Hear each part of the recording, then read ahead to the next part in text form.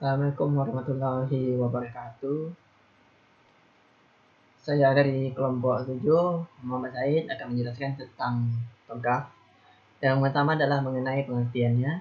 TOGAF adalah kepanjangan dari The Open Group Architecture Framework, adalah standar penerapan arsitektur enterprise yang digunakan oleh organisasi untuk meningkatkan efektivitas bisnis. Enterprise tersebut adalah sebuah sistem dari manusia, peralatan, material, data, kebijakan, dan prosedur yang muncul yang menyediakan sebuah produk atau pelayanan dengan tujuan mendapatkan keuntungan. TOGAF di sini memiliki sejarahnya yang dimulai pada tahun 1990-an sebagai metodologi pengembangan arsitektur bisnis yang telah dikembangkan oleh The Open Group ke dalam kerangka arsitektur enterprise pada tahun 1955. Pada versi pertama di tahun ini, TOGAF-nya berupa TOGAF versi 1.0 yang sudah disajikan. Versi ini didasarkan pada arsitektur framework teknis pengelolaan informasi yaitu TAFIM yang dikembangkan pada tahun 1980 oleh Departemen Pertahanan AS atau Amerika Serikat. Definisi dari arsitektur yang digunakan dalam ANSI atau IEEE SID 1471 sampai 2000 adalah organisasi dasar dari sebuah sistem yang diwujudkan dalam komponen-komponennya, hubungan mereka satu sama lain dan lingkungannya, dan prinsip yang mengatur desain dan evolusi dari TOGAF tersebut. TOGAF di sini memiliki kelebihan dan kekurangannya. Kelebihannya tidak bisa dilihat, tapi saya akan bacakan sendiri. Yang pertama, kelebihan dari TOGAF-nya adalah sifatnya yang fleksibel dan bersifat open source.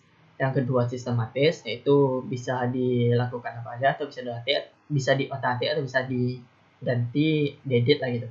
Yang ketiga, fokus pada siklus implementasi, yaitu berupa ADM-nya, dan proses akan kaya akan area teknis arsitekturnya.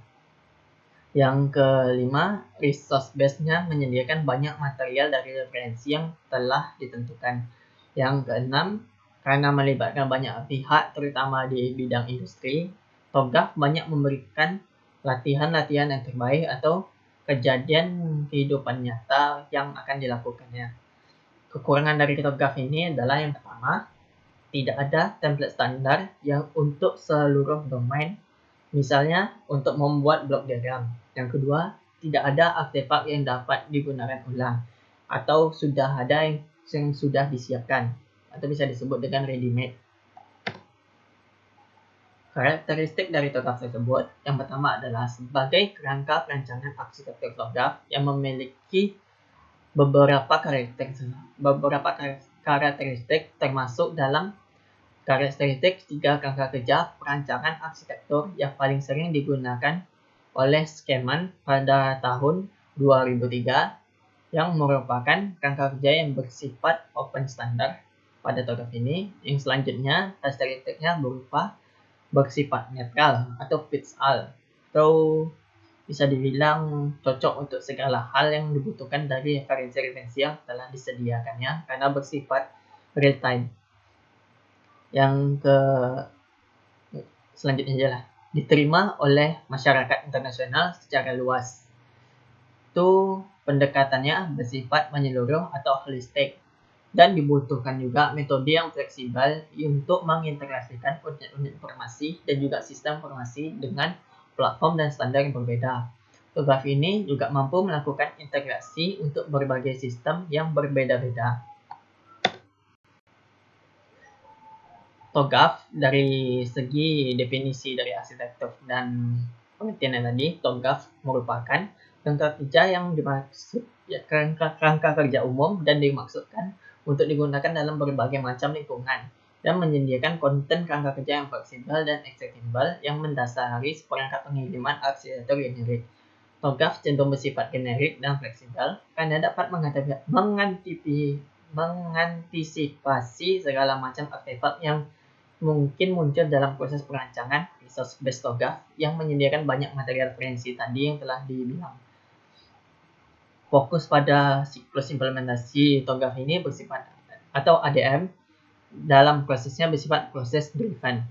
Kunci dari TOGAF adalah metodenya. TOGAF Architecture Development Method atau ADM-nya untuk mengembangkan suatu arsitektur enterprise yang membahas kebutuhan bisnis. TOGAF relatif mudah diimplementasikan. TOGAF bersifat open source sehingga bersifat netral terhadap teknologi dari vendor tertentu. Struktur dan komponennya arsitektur development method, foundation arsitektur, yang 3 resource based. Arsitektur enterprise TOGAF terdiri dari 4, utama bisnis arsitektur yang menjelaskan proses bisnis untuk memenuhi tujuannya. Yang kedua, aplikasi arsitektur menjelaskan bagaimana aplikasi khusus dirancang dan bagaimana aplikasi berintegrasi satu dengan yang lainnya. Yang ketiga, data arsitektur menjelaskan mengenai data itu diatur dan diakses. Yang keempat adalah technical arsitektur, yaitu menjelaskan infrastruktur secara hardware dan software-nya.